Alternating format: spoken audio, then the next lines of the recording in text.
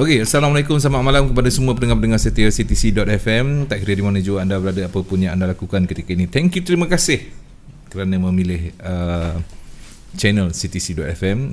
Tak kisahlah anda melihat melalui wall kami CTC.fm ataupun laman web kami www.tvctc.fm. Okey, baik tuan-tuan dan puan-puan, untuk episod kali ini, segmen inilah ceritaku. Kita dah masuk ke episod yang 114. Banyak pengalaman, banyak perkongsian kisah suka duka.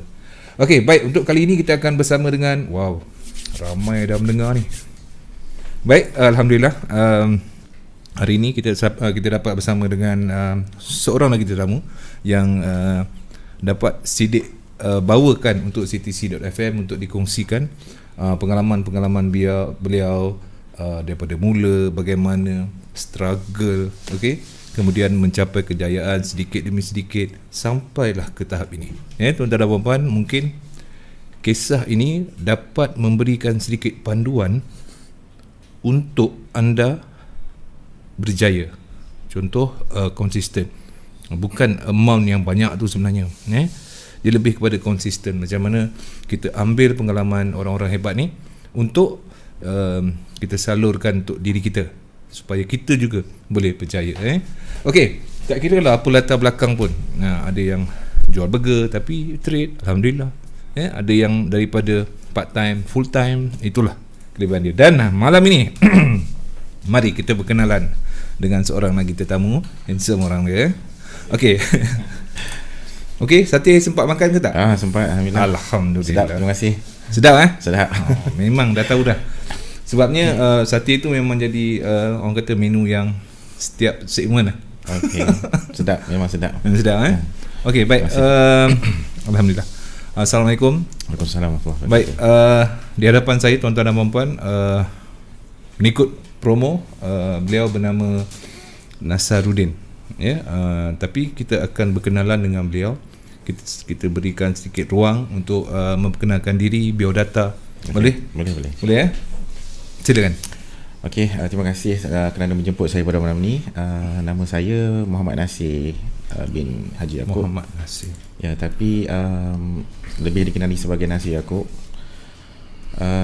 Saya lahir pada 1973. So lebih kurang umur saya sekarang 46 lah, nak masuk 47 lah. Okey. So lama dah lah. Saya dalam bidang forex ni pun dah lebih kurang dalam 15 tahun. 15 tahun. Lama tuan-tuan.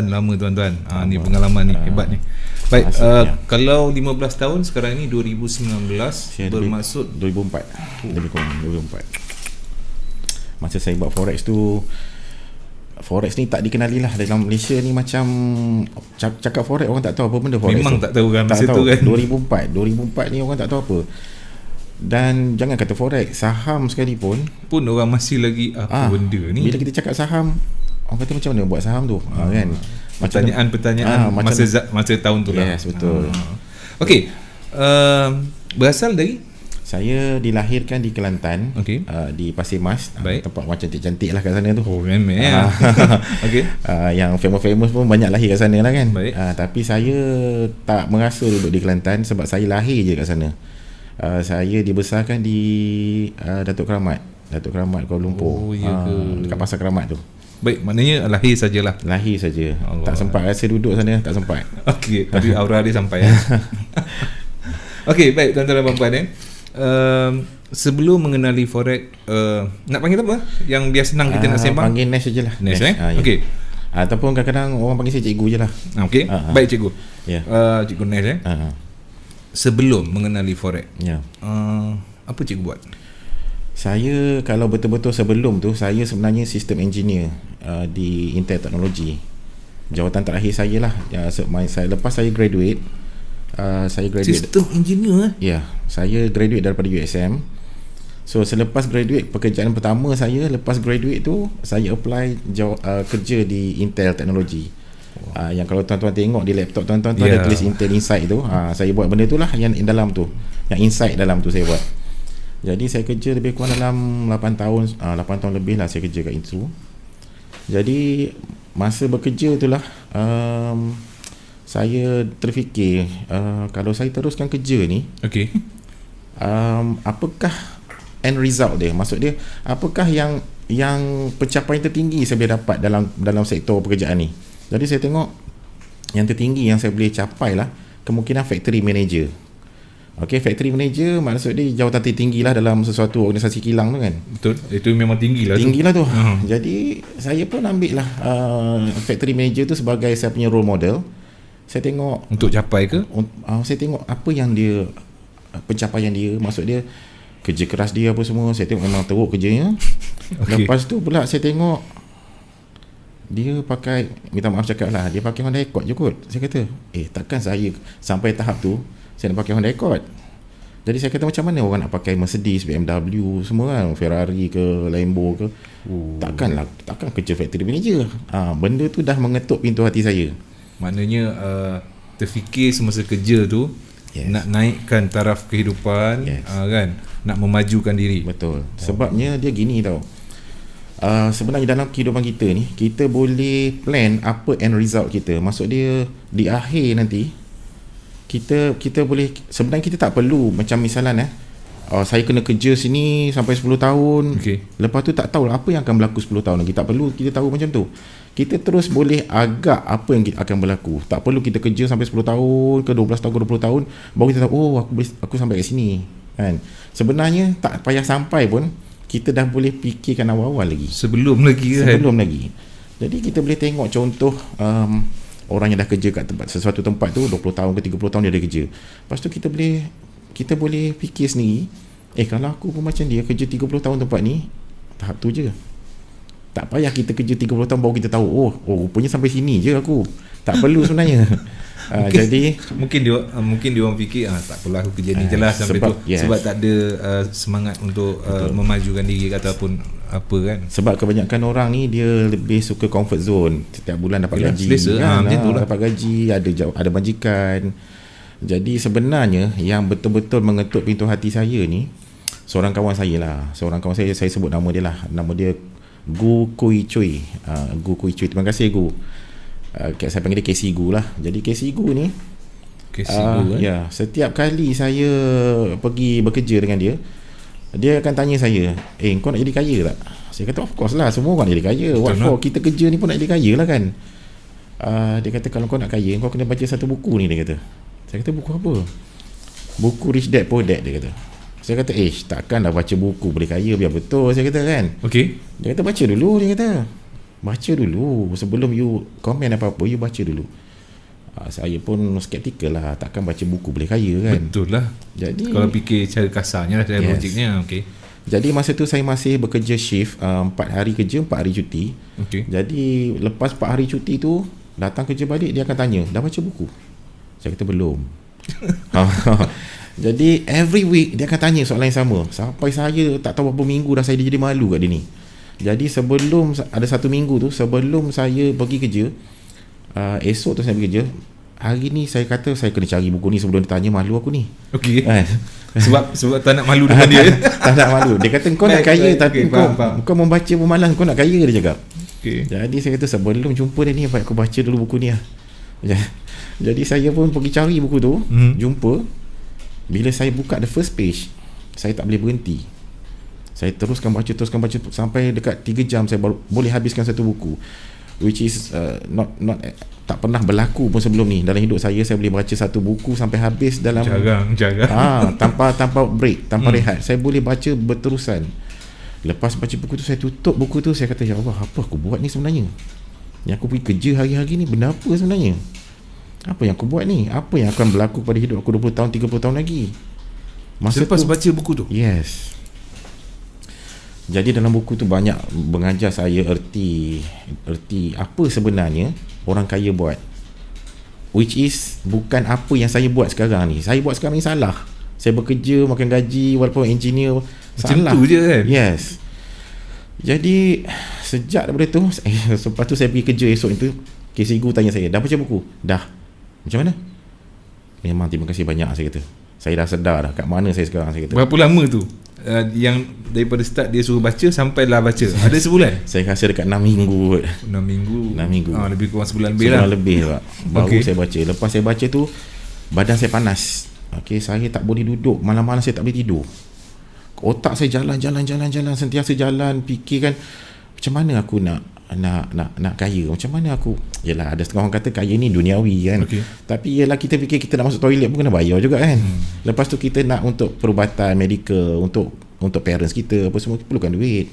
Kok mana pun kita mesti kaya, dan kita kena ambil pada zaman Saidina Umar dulu misalnya contoh kan, sampai tak ada orang yang layak terima zakat. Jadi kita kena, dan ada satu Robert Kiyosaki cakap dalam buku tu, dia cakap kalau kau tak nak kaya, sebenarnya kau selfish. Kau selfish sebenarnya, sebabnya kau fikir diri kau, bagi kau cukup. Tapi adakah kau fikirkan orang lain? Pernah tak kau fikir kau nak bantu orang? Pernah tak kau fikir kau nak tolong orang lain yang susah, anak yatim misalnya? Engkau kata, tak payah, aku tak perlu kaya, cukup lah untuk aku makan. Yelah, engkau selfish lah, dia kata. Maknanya dia anggap itu macam pentingkan diri lah. Penting diri lah. Kalau kita tak kaya, kita pentingkan diri sendiri sebenarnya. Sebab kita tak niat nak bantu orang, kita hanya fikir aku cukup lah. So benda tu banyak mengetuk pintu hati saya tau. Jadi lepas tu daripada buku tu juga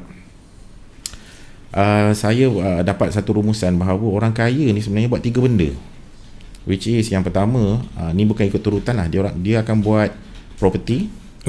Dia akan buat hartanah, dia akan buat, lepas tu yang kedua dia akan buat business, yang ketiga dia akan buat paper asset. Paper asset ni termasuk saham, forex, yang paper lah, on paper. Jadi saya kata, alamak, 3 aku tak kerti nak buat ni. Property, banyak makan duit ni. Betul. Modal aku berapa ada ni, dah lah makan gaji cukup, tak boleh ni. Business gaji cukup. Business, nak buat business apa, nak buat business, tak kerti kat buat business kan. Lepas tu kata, alamak, saham lagi lah aku tak kerti nak buat kan. Jadi dipendekkan cerita, saya kata saya nak buat business dulu lah, apa saja pun tak apa. Jadi saya pun carilah idea nak buat business. Semasa bekerja tu? Ya, semasa bekerja. Jadi saya carilah bisnes, sebab saya cuti 4 hari. Kalau saya kerja 4 hari, cuti 4 hari. Jadi banyak cuti, banyak masa banyak masa. Jadi itulah saya suka kerja shift. Jadi pada masa tu saya fikir, macam mana saya nak buat bisnes ni. Saya memanglah dilahirkan dalam keluarga susah, keluarga miskin. Memang parents saya meniaga, tapi meniaga sekadar je lah kan. Bukanlah meniaga sampai boleh juta-juta semua kan. Tak, memang family, parent memang asas dia memang perniagaan. Yes, patut mewarisi lah. Yes, saya punya bapa buka kedai tom yum. Ada kedai gerai murtabak, ada gerai nasi ayam. Jadi saya ni daripada kecil memang dibesarkan dalam suasana perniagaan dan Bapak saya selalu minta saya beli kari sendiri. Selalu, contohlah, ada kedai makan, ada kedai tom yum. Saya nak makan, bapak saya suruh pergi masak sendiri. Jadi untuk masak sendiri, saya kena tengok orang masak. Betul lah. Contohlah, kalau tidak tak dapat rasa tom yum tau. Saya nak makan tom yum, saya kena tengok macam mana tukang masak kat kedai bapak saya tu buat tom yum. So saya tengok, campur serai, campur bawang, campur tomato, campur ni, dia jadi tom yum. Okey, hari-hari tengok benda sama. Betul. Hari-hari balik sekolah, hari-hari bayanglah membesar dalam keadaan macam tu. Jadi okey lah, paprik lah, tom yum lah, segala ikan siakap, segala benda apa semua, tiga rasa tak tiga rasa apa semua, hari-hari dia tengok benda sama. Jadi saya lama-lama dah boleh masak. Dan lepas SPM pun memang saya jadi seorang tukang masak lah. Okay. Pernah saya jadi seorang tukang masak. SPM? Yes, lepas SPM. Okay. Dan cabaran tukang masak ni sebenarnya, saya cerita satu lah. Cabaran tukang masak ni yang saya alami lah. Yang pertama, kita akan sakit kat bawah ni. Kita punya lengan bawah ni akan sakit. Bukan atas, kat bawah. Sebab kita pegang sudik tu. Berat tu sudik tu. Betul lah. Bukan sudik macam kat rumah tu. Dia tangkap yang bawah Dia tangkap yang bawah. Okay. Lepas tu cabaran yang kedua, kita kena siapkan menu dia, order. Untuk setiap satu meja, kita kena siapkan dalam masa 5 minit lah, 5-6 minit. Tak kira lah dia order 4-5 lauk pun, 5 minit kena siap. Sebab apa? Saya boleh kata maksimum 10 minit lah. Kalau order dia banyak sangat, kita maksimum 10 minit. Sebab apa? Bayangkan ada, contohlah, ada 6 meja. Kalau satu meja kita siapkan 10 minit, meja ke-6 tu sejam kot dia boleh dapat. Sejam kot dia akan dapat meja ke-6. Jadi kita tak boleh tau. Kita tak boleh 10 minit ni pun dah kira lambat dah. Jadi tu cabaran saya masa jadi saya pernah bekerja jadi tukang masak dulu tu, cabaran dia lah. Sebab saya tak boleh biarkan meja ke-6 dapat 1 jam. Dia orang dah marah dah. Even setengah jam pun dia orang tunggu, dia orang marah ni. Lapar. Yes. Orang datang nak makan. Yes, betul. Jadi cabaran saya kerja sebagai tukang masak dulu, cabaran dia memang 5 minit tu kalau boleh siap semua. Jadi saya selalu akan pakai 2 dapur lah. Saya akan pakai 2 dapur. Satu lauk tu dalam 1 minit lebih lah. Dan akan siap 2 lauk. Jadi sekali masuk. Sekali masuk akan 2. Dia lain dengan kita masak kat rumah. Masak kat rumah ni kita kena preparation, kena kopek bawang, kena apa, jadi lambat. Kat sana semua ada kat sana semua dah siap. Kita katok-katok masuk kan. Api pun besar, sekejap siap. Jadi yang itulah, saya pernah kerja macam-macam. Saya pernah cuci botol kicap tu. Cuci botol ni cabaran dia yang dalam tu kita tak nampak. Jadi kena cuci betul-betul, takut ada lipas ke, ada habuk kan. Macam-macam lah. Jadi kerja saya pernah macam-macam. Saya pernah jadi cleaner toilet. Wow. Saya pernah kerja cuci toilet di USM dulu. Saya pernah kerja di cashier. Bila jadi cashier ni cabaran dia, kita tak boleh duduk. Cashier memang kita jarang tengok cashier ada kerusi. Betul lah. Kalau 12 jam kerja, 12 jam saya kena berdiri. Berdiri. Macam-macam lah. Saya kerja sangat macam-macam lah. Saya pernah tebal roti canai juga. Tebal roti canai, start daripada nak buat dough dia tu, sampailah meniaga, tebal semua sampai malam. Jadi saya ni bukan orang senang, saya orang susah. Dan saya tak malu saya kata saya orang susah. Jadi sebabkan nak malu apa kan? Yes. Jadi macam saya katalah, saya ni dilahirkan dari keluarga yang susah. Jadi masa saya sekolah dulu, saya banyak kali lah kena denda dengan cikgu sebab kesusahan, kemiskinan saya. Bukan sebab saya nakal, sebab saya miskin. Jadi apa yang cikgu nak tak boleh kita. Yes. Sebagai contoh lah, yuran sekolah, adik-beradik saya 8 orang. Jadi semua sekali time nak buka sekolah 8 orang ni. Lepas tu 8 orang bapak saya nak kena sediakan keperluan semua. Jadi tak boleh lah nak sediakan semua sekaligus kan. Betul.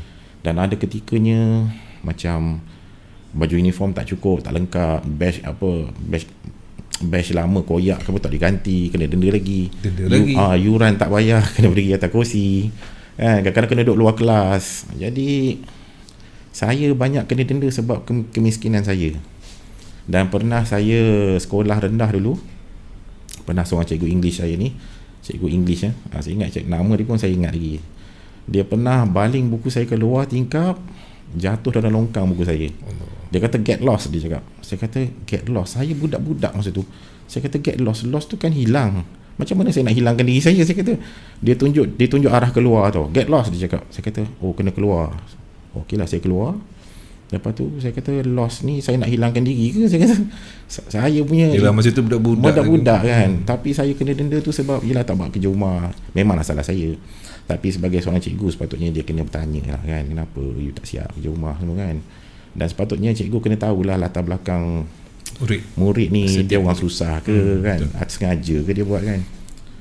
Dan yang saya tak boleh lupa lagi satu kejadian lah. Saya masuk di MRSM dulu, Maktab Rendah Sains Semara. Saya alhamdulillah lah, saya belajar pun agak pandai juga masa tu. Saya diterima masuk ke alhamdulillah kan. Alhamdulillah, walaupun miskin saya dapat diterima masuk ke Maktab Rendah Sains Semara. Di Jasin dulu saya masuk Maktab sekarang ni dikenali sebagai Maktab Rendah Sains Semara Tun Ghaffar Barber sekarang. Kalau sebut MRSM Tun Ghaffar Barber ni orang respect lah. Yalah betul lah.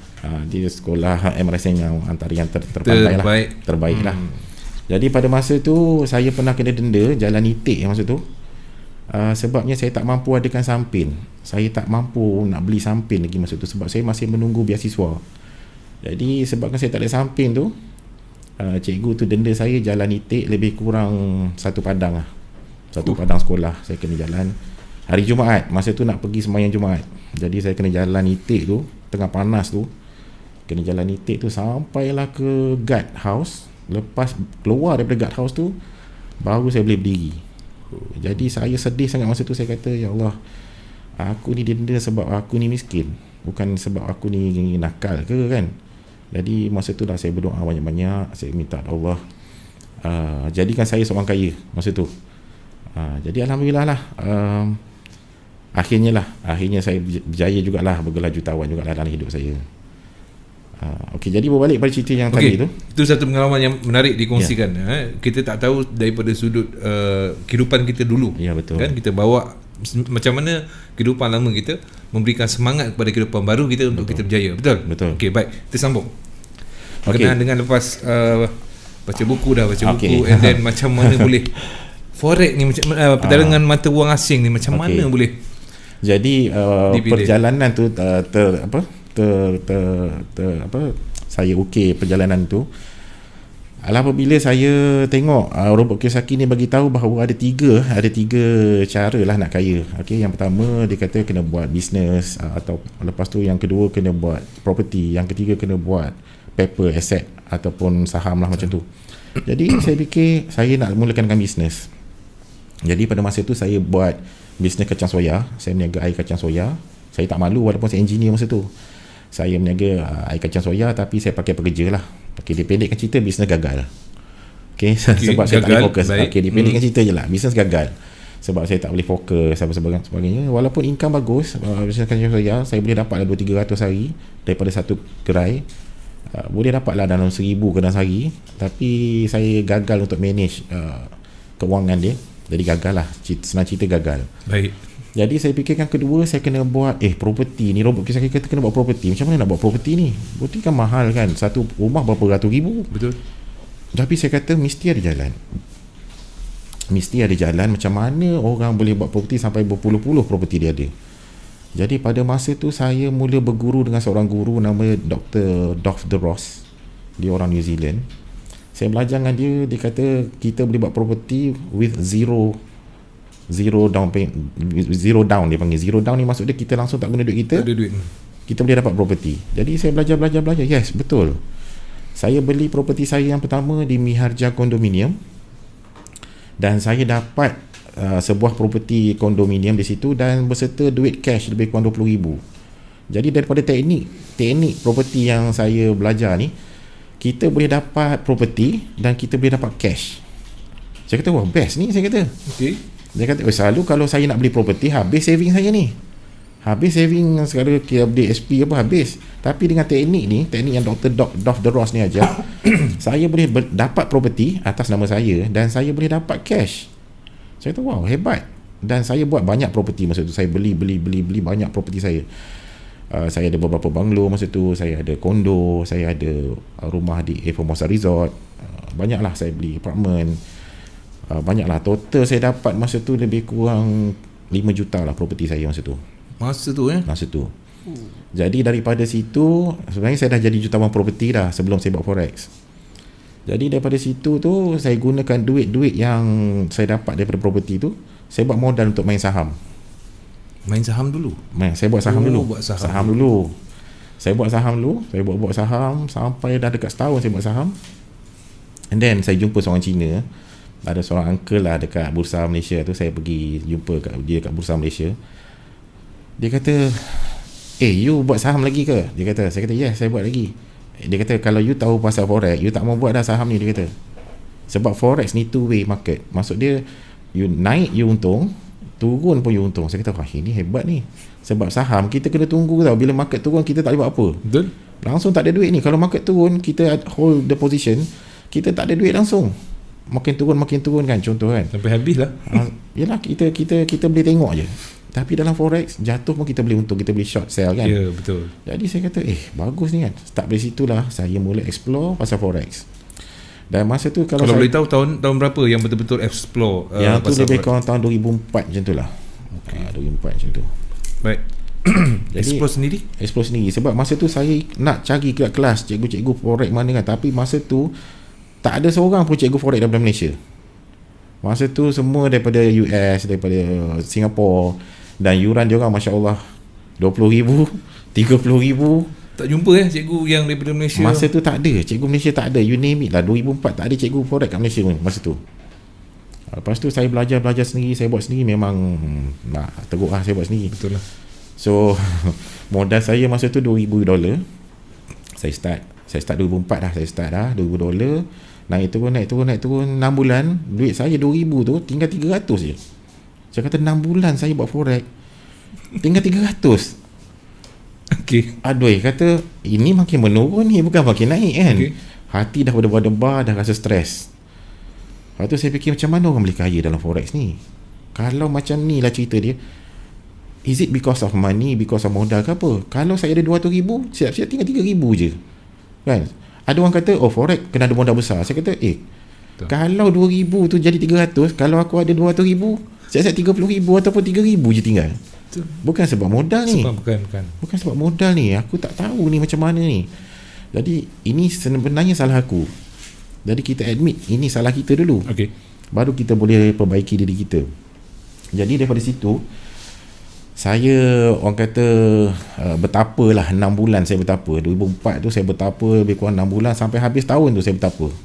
Saya mengkaji sendiri market sebab saya dulu memang nature saya sistem engineering. Jadi bila sistem engineering ni antara tugas dia kita kena cari commonality study. Okey. Kita cari apa. Maknanya dah mudah lah. Kita cari apa yang common dalam market ni. Kenapa jadi macam ni? Kenapa bila aku buy dia jatuh? Macam dia tahu pula aku masuk buy ni. Kan? Macam ni dia tahu. Lepas tu orang kata forex ni tipu. Kau buy mesti dia jatuh. Ya betul, aku buy memang dia jatuh. Tapi takkan sebab aku buy market jatuh satu dunia. Kan? Kenapa it's happen ni? Kenapa berlaku kat aku? Kan? Jadi takkan sebab aku buy satu market satu dunia jatuh. Jadi tak logik. Jadi daripada situ saya buat kajian kenapa jadi macam ni apa semua. Lepas 6 bulan tu saya trade balik 300 tu. Alhamdulillah 2005 saya trade balik $300 tu. Lebih kurang dalam 6 bulan saya dapat 1 juta. 1 juta ringgit lah, bukan 1 juta dolar. Saya dapat 1 juta ringgit dalam masa 6 bulan dengan menggunakan $300 tu. Dengan bermodalkan 300. Yes. Dengan memodalkan 300 tu balik. Belajar sendiri. Saya belajar sendiri. Sebab saya buat community study saya sendiri. Okey, ada community. Jadi sebenarnya perjalanan tu taklah straight terus dapat 1 juta. Betul. Dia daripada 300 tu nice. Saya kumpul lah. Saya kumpul dapat balik 2,000. Saya dah serba salah dah masa tu. Bila saya dapat balik 2,000 saya kata lama aku dapat balik dah modal aku ni. Nak teruskan ke tak? Dia dah jadi macam Who Wants to be a Millionaire tau. Macam nak teruskan ke tak? Aku teruskan kan habis kan? Kan? Okey, jadi teruskan dapatlah 10,000, kemudian meningkat 20 sampai 50,000. Sampai 50,000 tu saya rasa nak stop lah. Saya kata ni dah macam Who Wants to be a Millionaire ni. Kan aku teruskan ni habis kan? Habis ni. Ataupun ambil je 50,000 ni tak payah buat dah kan? Lepas tu fikir balik, aku kena buat juga ni. Sebab benda ni aku dah nampak dah nampak cara dia kan. Masa tu memang perjalanan tu trade tu memang cantik. Dia tak cantik macam tu. Dia tak cantik. Dia turun naik juga. Saya pendekkan cerita je tu. Sebenarnya dalam perjalanan tu dia bukan straight. Dia ada pernah, sebab kita pun baru lagi masa tu kan, pernah lah sampai dapat 20-30 ribu, dia turun balik jadi 10 ribu kan, naik Itu turun naik. biasa. Yes, dia naik turun naik turun naik turun. Tapi dalam masa 6 bulan tu lah saya berjaya gandakan duit saya tu, naik turun tu sampai jadi 300 ribu $300,000 masa tu. So lebih kurang dalam masa 6 bulan. So bila hujung 2005 tu, lebih kurang saya dapat sejuta lebih lah. Start 2006 tu ramai kawan-kawan cari lah. Kawan-kawan cari nak belajar lah macam mana, sebab masa tu saya dah pakai, sebelum tu saya pakai Proton Wajah. Okay. Jadi bila saya dah dapat 1 juta lebih tu, 2006 tu saya terus beli upgrade terus ke BMW. Jadi kawan-kawan heran, kau ni buat apa kan? Dah lah berhenti kerja kan, dah lah tak ada kerja, tak ada majikan, tak ada gaji, tiba-tiba daripada Wajah bukan upgrade ke Honda ke apa ke, terus BMW. Terus BM dia kata. No, sebelum tu saya beli Mercedes dulu. Saya beli Mercedes sebabnya bapak saya suka Mercedes. Okay. So saya beli Mercedes dulu untuk bagi kat dia, tapi dia tak mau. Jadi bapak saya jenis macam tu lah. Dia tak nak anak-anak apa, dia tak mau susahkan anak. Maknanya anak dapat, anak pakai. Saya bagi dia tak mau. Dia kata dia selesa pakai kereta Honda dia. Jadi saya pun tak minat sangat Mercedes. Jadi saya pakai tak lama. Saya pakai Mercedes tu lebih kurang 3 bulan macam tu. Saya tukarkan ke BM masa tu, sebab ayah tak nak kan. So saya tukar ke BM. Jadi saya pakai BM masa tu. Jadi kawan-kawan tengok, kau ni buat apa? Saya pakai 5 series masa tu. Kawan kata, kau buat apa? Dah lah berhenti kerja. Aku ingat kau berhenti kerja makin teruk, lagi power daripada kerja kan. Jadi masa tu lah kawan-kawan tanya, kau buat apa. Mula saya tak nak cakap lah pasal forex. Orang tak tahu pasal forex. Jadi lagipun penerimaan manusia, masyarakat masa tu rasanya semua anggap forex ni benda yang salah. Yes, orang ingat macam skim apa semua. Jadi orang tak tahu apa forex. Bila cakap forex orang skeptikal. Jadi 2005 tu saya hanya cakap kat kawan, aku jadi driver. Aku ni driver ni kereta bos, bukan kereta aku. Ada juga kawan-kawan kata, lah kau elok dah kerja dulu, dah sekarang jadi driver. Saya diam je masa tu. Tapi bila lama-lama kawan-kawan rasa tak logik lah. Macam saya beli banglo apa semua kan. Jadi kawan-kawan rasa, ni kau bukan driver ni. Jadi dia orang kata, okey kau buat apa? Alah lama, okey lah, malas nak. Saya pun malas nak simpan lagi malas kan. Even family saya, kakak-kakak saya tanya kau buat apa, saya cakap saya niaga kacang masa tu. Niaga kacang dengan bawang goreng saya cakap. So ada juga kakak nak kata, bang ajar aku macam mana buat bisnes kacang ni sampai boleh kaya kan. Saya kata, susah ni sebab kena ambil daripada India, lepas tu kita export ke Dubai. Saya terpaksa create the stories sebab orang tak boleh terima forex masa tu kan. Jadi itulah lama-lama saya mengaku lah saya buat forex. Jadi masa tu lah mula kawan-kawan nak belajar. Mula saya saya ajar seorang-seorang, 2-3 orang. Tapi bila kawan tu berjaya, orang lain pula nak belajar lagi. Jadi saya kata, tak menang tangan macam ni. Saya tak boleh nak mengajar macam ni. Masa saya nak trade lagi. Saya pun nak cari duit bagi trading juga. Okay. Dah lama saya kata macam ni lah, kita kumpul orang, kita ambil lah satu bilik. Okay, saya akan ajar. Start daripada situlah kelas saya bermula. Okey, sebut pasal kelas. Teknik yang digunakan. Sebab ada yang bertanya, teknik apa yang cikgu gunakan di awal sampai ke sekarang, ataupun berbeza ataupun masih lagi maintain? Sebenarnya teknik ni di awal-awal penglibatan saya banyak guna teknikal fundamental saya kurang lah. Saya tak lebih kepada saya lebih kepada teknikal. Jadi yang teknik-teknik saya sebelum 2019, teknik saya banyak menggunakan Fibonacci, Elliott Wave, trend lines, support resistance dan macam-macam lah yang biasa kita dengar, divergence dan sebagainya. Itu benda-benda basic. Benda-benda macam tu lah yang saya buat, dan benda tu pun boleh buat duit. Yalah, sebab daripada awal pun dah buat duit kan, sikit-sikit. Okay. Tapi bila saya semakin sophisticated, bila saya semakin jadi besar, jadi bila saya punya modal pun jadi semakin besar, saya mula berhati-hati belajar macam mana cara institution punya trade, macam mana big players, macam mana George Soros buat, macam mana big players buat. Dia orang tak guna teknikal ni semua, tak perlu pun. Dan dia orang tak, contohlah kita guna banyak orang guna support resistance. Betul. Okay, the next resistance orang akan buat apa? Contohlah belum berlaku resistance yang akan datang, tapi orang dah marking dah. Okay, dekat sini resistance. Benda tu bukan kita seorang marking tau, satu dunia dia marking. Satu dunia marking. Broker pun dah tahu, okay, sini orang akan masuk sell. No, and then institution trader ni dah tahu dah, oh kat sini orang akan sell ni, duit akan ada kat situ, orang sell, account seller akan banyak duit kat situ. Okay, sebab forex ni actually zero sum game. Maksud dia kalau you untung, orang lain akan rugi. Okay, sebab let's say lah buyer, setiap perjalanan tu ada untung ada rugi. Sebabnya let's say lah kalau you jadi buyer, market jatuh, you rugi kan. Betul. Yang untung tu seller lah. Jadi dia zero sum, you rugi akan ada orang untung daripada kerugian you. Jadi saya buat kajian ni, saya mula masuk ke lebih kepada trader besar ni. Saya mula dah join trader besar ni. Jadi mereka ada satu secret lah sebenarnya. Mereka tengok sebenarnya bukan technical sebenarnya, bukan technical, bukan fundamental. Jadi contoh dia, next marking orang akan sell kat situ kan. Kita tahu dah berapa banyak orang sell kat situ, dan duit sebenarnya berkumpul dekat seller. So kalau nak ambil, kita kena jadi buyer sebenarnya. Jadi saya mula menggunakan pendekatan macam tu. Ni lain sikit ni. Memang lain. Ni lain sikit ni. Okay. Sebab saya mula buat ni since 2019. Dan teknik ni memang cepat kita dapat untung. 2019 tahun ni lah. Yang baru ni? Yes, tahun ni. Start pada awal tahun ni. Sebabnya sebelum ni saya berhenti mengajar since 2015. 2015 saya berhenti mengajar sebab saya dah capai apa yang saya nak. Saya kata saya nak lahirkan 45 jutawan.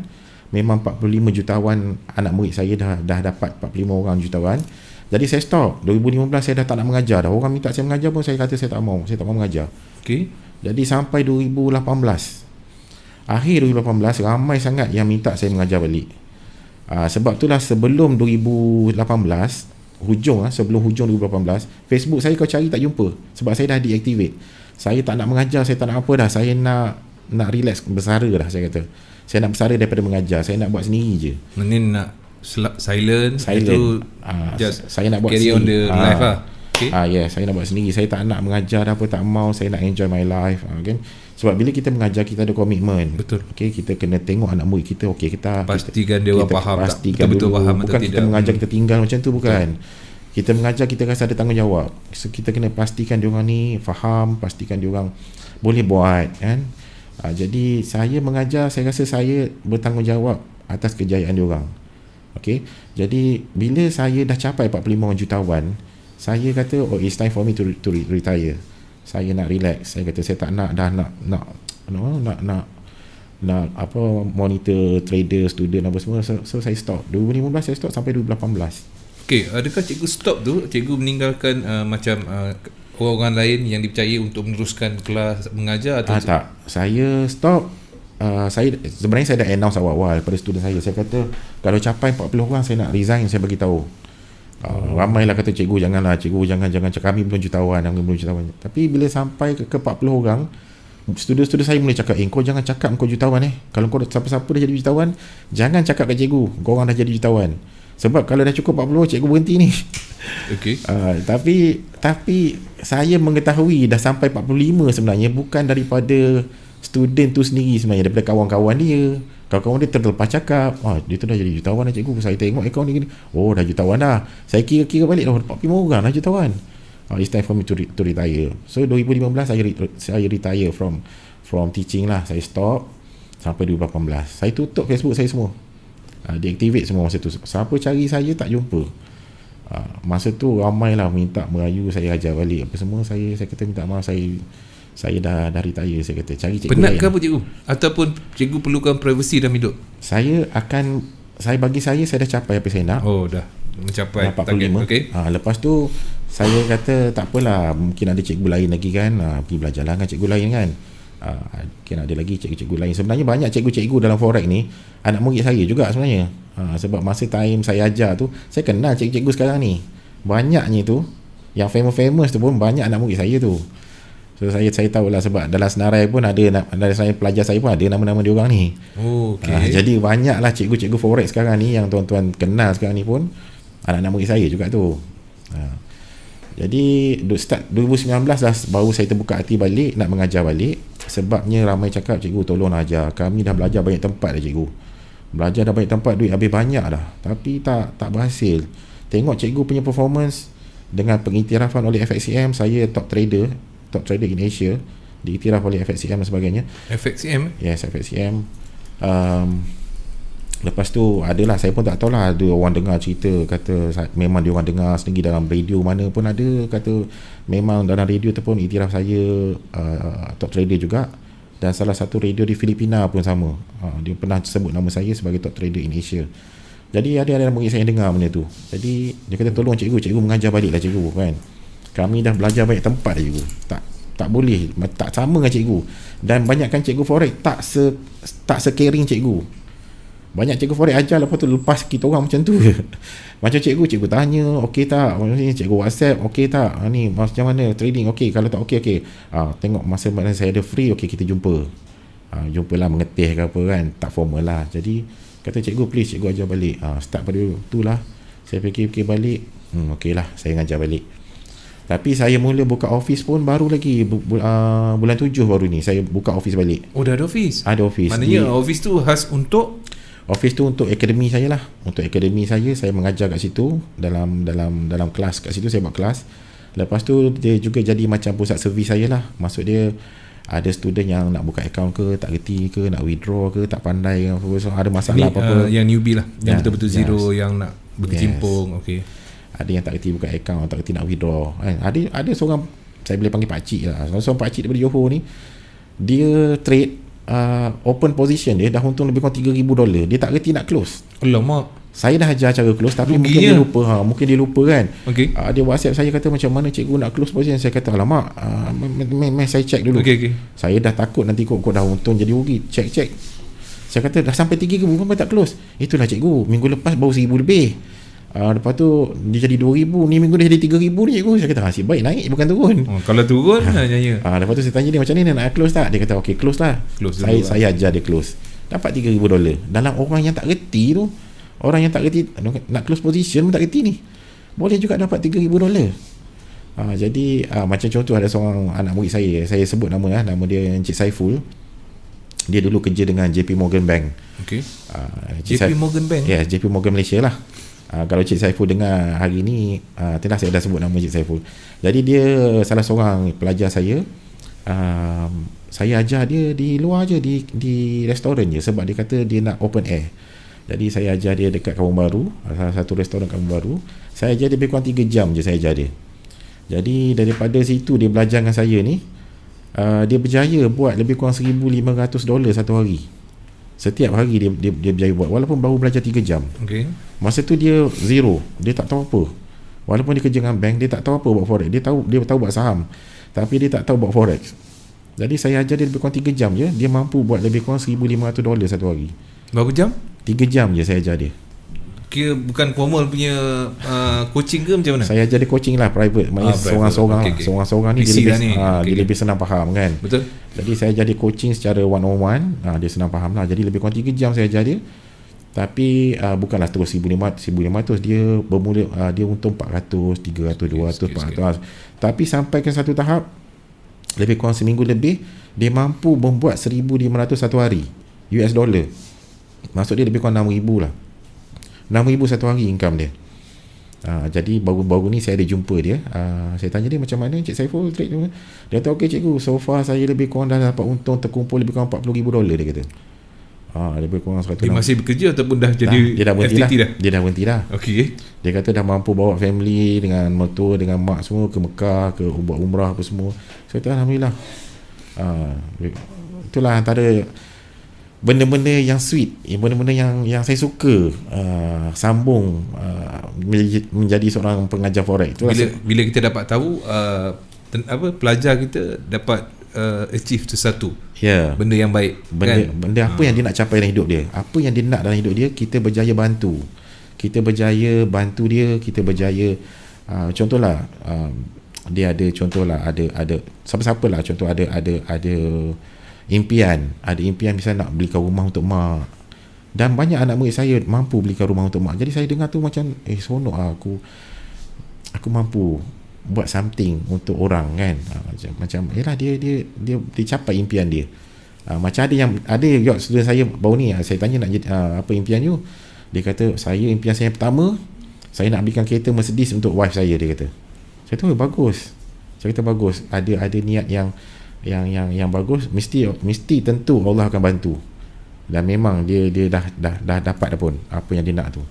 Jadi benda-benda macam ni lah yang menjadikan saya, motivasi saya untuk saya teruskan mengajar forex ni. Sebab bagi saya forex ni satu benda yang rugilah kalau kita tak belajar. Okey, baik. Sebagai seorang trader lama, pastinya intipati bagi seorang trader yang konsisten. Apa panduan, nasihat daripada cikgu sendiri untuk newbie ataupun orang yang dia trade dah lama tapi masih tercari-cari? Sebab saya ni pengalaman lama dah. Anak murid saya pun beribu lah anak murid saya. Jadi macam-macam apa ni peristiwa ataupun macam-macam pengalaman yang anak murid saya lalui ini. Sebab macam saya katalah, saya ni community, saya suka buat community study. Saya contoh dekat sini jadi confused kat situ. Contoh dekat sini resistant, patut buat aku boleh sell. Contoh patut aku boleh sell, tapi Cikgu Nasir kata belum lagi, benda ni belum boleh sell lagi, tapi aku belajar tempat lain kat resistant ni boleh je sell. Contohlah dia masuk sell, walau anak murid saya juga, tapi sebab dia guna teknik lain tak apa benda dah, boleh sell tu, masuk sell contohnya. Tiba-tiba lepas saya tu market shoot naik atas, nanti alamak dah rugi. Jadi benda ni akan berulang, dia akan ulang lagi, dia akan buat kesilapan yang sama. Jadi macam saya sekarang ni, saya ajar ada tempat-tempat yang kita boleh masuk position, ada yang tak. Bila tak ni kita cari pair lain, kita cari mata wang lain untuk kita masuk. Sebab ada orang tu, contohlah dia biasa trade Euro USD, dia akan trade Euro USD je lah 10 tahun pun itu sajalah satu pair.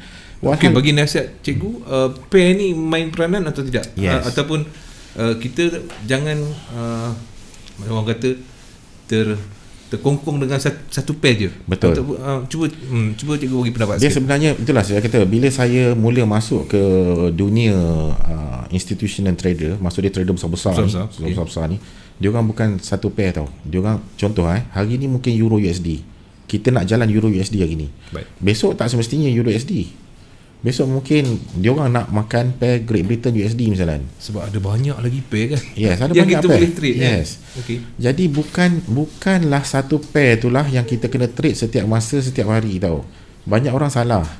Contohlah dia biasa trade Great Britain JPY, misalnya Great Britain Yen. Dia akan trade Great Britain Yen je lah sampai the rest of dia punya masa dia. Okay. Jadi sebenarnya tak boleh macam tu. Sebab itulah bila saya masuk institutional trader, kita ada pair yang kita nak makan hari ni, ada yang tak. Yang tu saya akan ajar lah dalam kelas dalam kelas saya akan ajar. Jadi bukan, contohlah hari ni kita tak boleh trade Euro USD, tak akan jalan hari ni. Saya dah tahu dah hari ni Euro USD tak akan jalan. Jadi orang yang tak tahu teknik-teknik macam ni, dia akan tetap trade Euro USD juga. Dia akan tunggu dia akan tunggu, dia tunggu setting lah, dia tunggu setup lah, dia tunggu apalah, dia tunggu technical dia lah. No, saya dah tahu awal Euro USD tak akan jalan lagi. Contohlah, Euro USD tak akan jalan hari ni, contoh. Baik. Hari ni nak jalan, contohnya pair Great Britain USD ataupun Great Britain JPY misalnya nak jalan hari ni. Jadi saya akan ajarlah teknik-teknik macam ni, pair apa nak jalan pada hari ni. Atau macam pair apa yang dah masak ranum, yang kita boleh ambil harvest. Ada pair yang belum cukup matang, belum cukup masak, kita tak boleh ambil sebenarnya. Kita kena biarkan dulu pair ni, kita ambil pair lain dah masak. Macam tu. Cikgu buat analisis dulu untuk setiap pair yang akan bergerak menarik untuk di trade. Yes. Dan benda tu saya akan ajar macam mana kita nak dalam kelas nanti. Yes, kita akan detect pair apa yang untuk hari ni, untuk makan hari ni. Esok mungkin pair lain. Jadi bukan setiap hari pair yang sama. Mungkin hari ni kita makan pair ni, esok kita makan pair lain. Tapi orang yang tak tahu benda-benda macam ni, dia akan trade yang sama je. Esok pun sama, lusa pun sama pair, lepas tu tak bagus pun dia masuk juga. Itu jadi mengarut tu. Cikgu lebih kepada scalp ataupun swing? Saya lebih kepada dua-dua lah. Saya lebih kepada tengok scalping, analisis macam mana lah dia boleh pergi jauh ataupun kita boleh buat makan by scalping. Betul. Maknanya ada analisis juga dekat situ. Tapi kalau nak tahu kena hadir ke kelas lah. Hadir kelas lah. Ada bayaran apa-apa ke kelas? Ni saja tanya lah cikgu. Untuk kelas saya, untuk kelas yang berjemaah lah, untuk ramai-ramai, saya iuran dia adalah 6,000. Tapi 6,000 ni kita ada support sampai setahun lah. Maksud dia setahun dia boleh ulang hadir free je. setahun. Oh, sekali Sekali bayar dia boleh ulang hadir setahun free.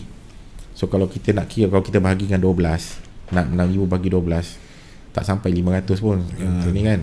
So tapi bila maknanya setiap kali kelas boleh ulang. Boleh ulang. Dia tak faham boleh datang lagi. Setahun membership lah. Setahun membership dia boleh ulang. Okey, itu untuk kelas. Lepas tu ada juga orang dia tak nak masuk kelas. Dia kata saya nak belajar seorang je. Itu saya akan ajar private lah. Saya akan ajar dia macam private trainer lah. Macam saya akan ajar dia private. Jadi private ni saya punya yuran 15,000. Tapi dia itu ada tempoh period ataupun tak ada. Dia punya membership tu lebih kurang 2 tahun. Lama lagi lah 2 tahun. Tapi selalunya kalau private ni rasa 2-3 bulan pun dah boleh fly dah. Dah boleh sukses lah. Selalunya dia orang cepat. Saya pernah ajar seorang daripada zero yang dia pernah tidur dalam kereta. Ada seorang anak murid saya, dia pernah tidur dalam kereta, makan roti krim hari-hari. Dan dia ada 2 kerja satu hari.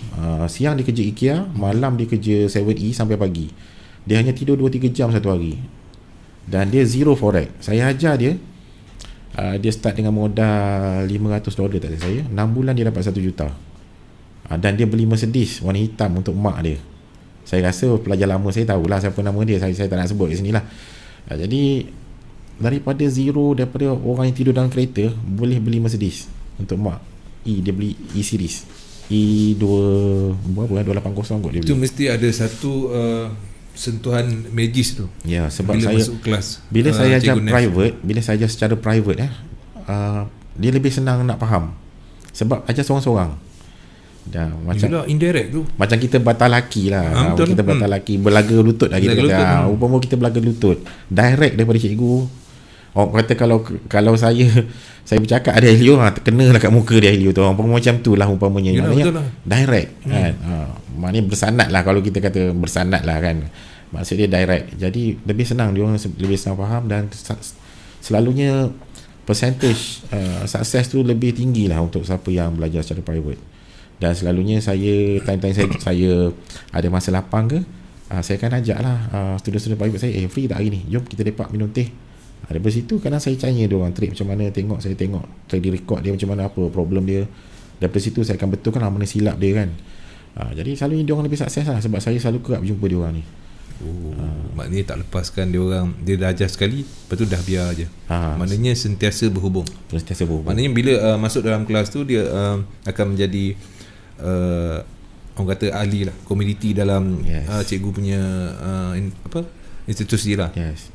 Macam contoh saya ada seorang student di Bandung, nama dia Rudy. Jadi saya sampai macam 2 hari lepas saya tanya dia, Rudy okey tak? Rudy okey tak? Trade macam mana, okey ke? Dia Grab driver, dia bawa kereta Grab di Bandung. Di Bandung. Jadi dia kata belum okey lagi lah cikgu, saya pun yalah, dia kata masih goyang-goyang sikit kan. Dia kata, saya kata tak apa. Saya kata okey, tak apa, nanti saya pergi Bandung. Saya tengok jadual saya bulan ni, kalau saya ada free, saya pergi Bandung. Jadi saya sebenarnya dah bagi tahu dia, okey Rudy, 26 hari bulan ni saya akan pergi Bandung. Baik.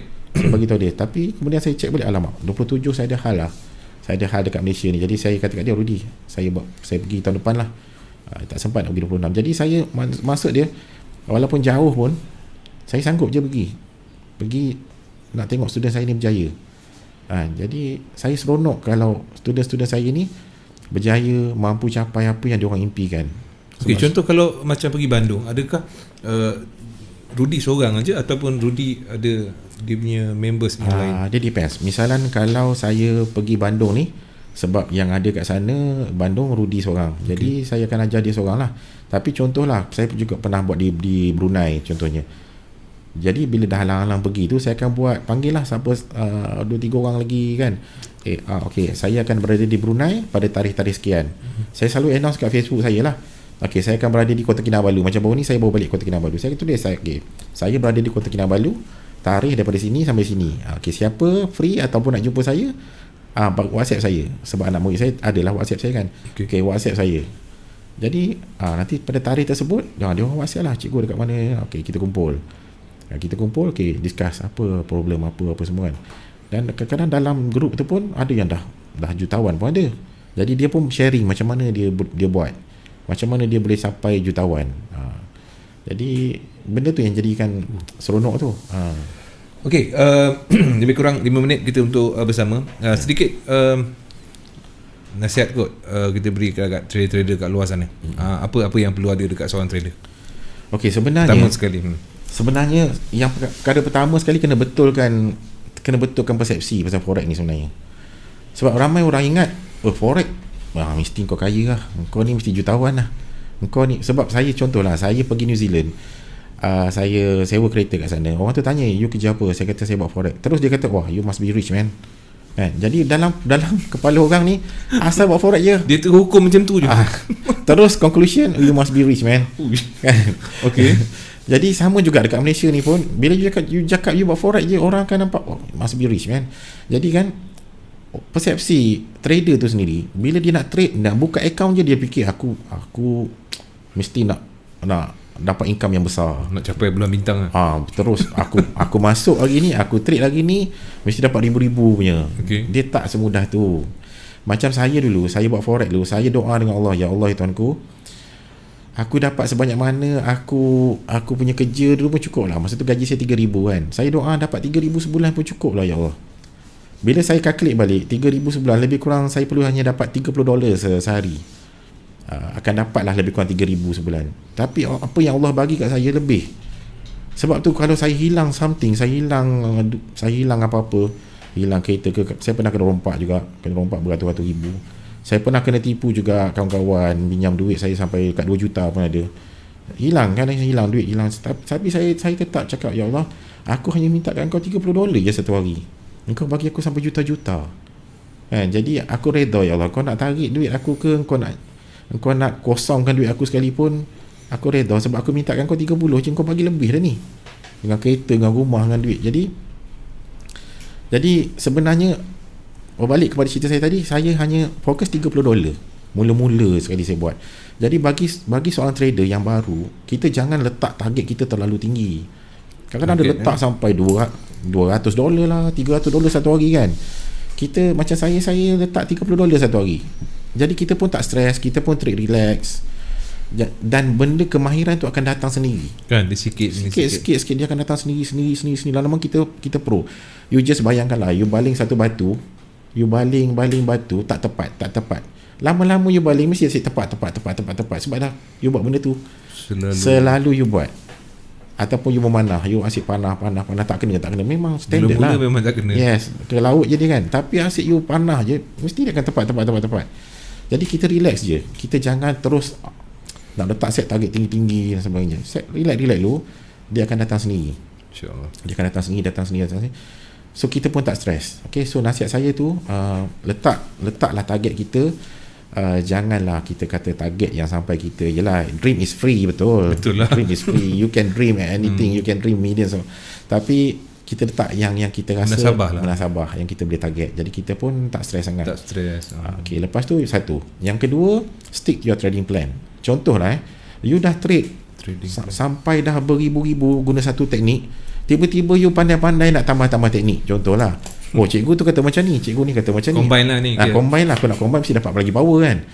Sedangkan you dapat that much of money with that trading plan, you pandai-pandai nak tukar trading plan lain. Tu yang jadi jahanam tu. Tu yang teruk tu kan. Jadi stick to your trading plan. Mana trading plan you yang menghasilkan duit, you just repeat that plan. You just repeat. Benda tu akan menghasilkan you duit. Jangan you suka-suka tukar. Okay, yang tu yang kedua lah. Lepas tu yang ketiga, spend duit. Okay, spend your money. You withdraw only what you need saja. Contohlah, masa saya trade dulu, saya target, kalau saya tak dapat $1 juta, saya anggap saya bukan jutawan. Saya dapat $300,000, masa tu dah jutawan Malaysia lah. Untuk Malaysia saya jutawan lah. Tapi saya kata, this is not millionaire, so I cannot spend lavishly. Bukan suka-suka nak beli segala benda kan. Saya target saya dah dapat $1 juta, okay, barulah boleh guna duit ni, boleh guna untuk beli apa-apa, kereta ke, rumah ke dan sebagainya. Jadi masa 300,000 saya still duduk sekadar cukup makan, sekadar spend cukup-cukup je. Sebab saya nak beranakkan 300,000 ni jadi sampai $1 juta dulu. Kalau saya pakai duit ni, umpamanya kita pergi medan pertempuran, kita pergi medan pertempuran, askar kita 300,000, kita bawa balik contohnya 200,000, tinggal 100,000 je nak berperang ni. Umpamanya kita dah lose the battle lah. Kita umpama satu askar $1 kan, 300,000 askar kita ada, kita boleh menang pertempuran tu, tapi kita tarik 200,000 contohnya, so kita akan kecil balik. So bagi saya, biarkan duit tu, kita jadikan duit tu beranak lagi sampailah ke satu tahap yang kita capai impian kita. Barulah you fikirkan you nak beg LV ke, you nak kereta BM ke, you nak Ferrari ke, baru realisasikan impian tu kan. Sebab banyak orang duit tak dapat lagi, kepala dah fikir dah, aku nak BM, aku nak Mercedes, aku nak Lambo, aku nak beg LV, tak dapat lagi duit. Kepala dah fikir nak belanja, tekan tu. Kepala dah fikir nak belanja, saya dapatkan dulu baru kau fikir, baru kau fikir. Okey, dapatkan dulu. Jadi saya terbalik. Jadi itulah yang saya nak pesan kepada semua trader. Kebanyakan orang ni dia nak berlagak lebih, nak pakai branded dan sebagainya, sedangkan tak capai lagi apa yang sepatutnya. Jadi, dan satu lagi nasihat saya, kalau nak berjaya, tolong cari buku tu, Rich Dad Poor Dad tu. Cari dulu buku tu, baca dulu buku tu. Yes, buku tu lah saya punya titik tolak sebenarnya. Hanya dengan buku tu hanya dengan sebuah buku tu merubah hidup saya. Baik, tuan-tuan dan puan-puan, tepat jam 10 malam, satu perkongsian menarik daripada tetamu kita untuk malam ni, untuk episod yang ke-114 segmen Inilah Ceritaku. Dan saya nak ucapkan ribuan terima kasih yang amat sangat buat Cikgu Nas yang telah pun sudi berkongsi. Bukan semua orang yang berani kongsi pengalaman-pengalaman hidup masa susah dan senang. Jadi semoga akan menjadi manfaat kepada trader-trader di luar sana. Dengan itu kita akan bertemu lagi minggu hadapan dalam segmen Inilah Ceritaku dengan tetamu yang lain. Dengan itu saya tinggalkan anda dengan Assalamualaikum, kita jumpa lagi. Bye bye. Terima kasih. Analisa bicara teknikal selepas ini.